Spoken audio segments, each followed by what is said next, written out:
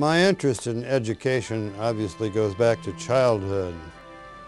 For my father, when he migrated to Minnesota from Pennsylvania, had accomplished all of a 7th grade education. Relative to him, my mother, Maud Ruth, was highly educated. She'd made it all the way through high school. It was extremely important to them that their children have the benefit of an education. Early on, I realized the importance of teachers in the process. My 1st grade teacher was Miss McDonald. Miss Russell had it in the 2nd grade too. I don't remember my 3rd grade teacher. Mrs. Russell was my 4th grade teacher. Miss Sheridan was my 5th grade teacher.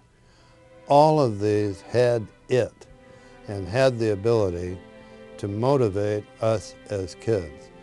We didn't think we were learning much at the time, but as we look back on it, we were obtaining and deriving so much more, including the motivation toward lifetime learning. Out of that motivation comes the conviction that limitations to future potential of the child is not so much the environment in which we find ourselves as it is the attitude that we bring to whether or not we believe in ourselves and whether we believe that we can make a difference. That's what we want to instill in provide the teachers the opportunity to instill in their youth, and it works. So I became interested in teachers as a profession. Underpaid, certainly, which has plagued them over a protracted period of time. I decided was not an area that we were going to be involved in or that I was going to be involved in. Rather, I was more interested in teacher recognition and the fact that they, as they provided renewal, motivation, and love to children, needed in their own lifetime of learning to be outstanding teachers, alternatives to the humdrum existence, nonetheless, finding motivation in the little faces of their wards, finding that motivation and turning on those little children toward lifetimes of learning. The sabbatical concept started with Chuck Arno and myself prior to the formation of Apache Corporation in December of 1954. We transferred to a small fund, which never really got very large, monies which would be used to advance the potential interests of teachers. This was a very touching thing to the teachers, although the amounts of money were very small.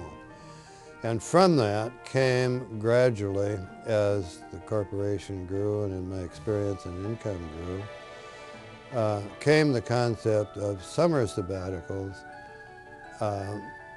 which would provide them an alternative from their daily routine, broadening their bases and hopefully enabling their roots to go all the deeper into the commitments that we felt growing up, Chuck Arno and I both having gone to the same school, that we felt growing up in the classroom.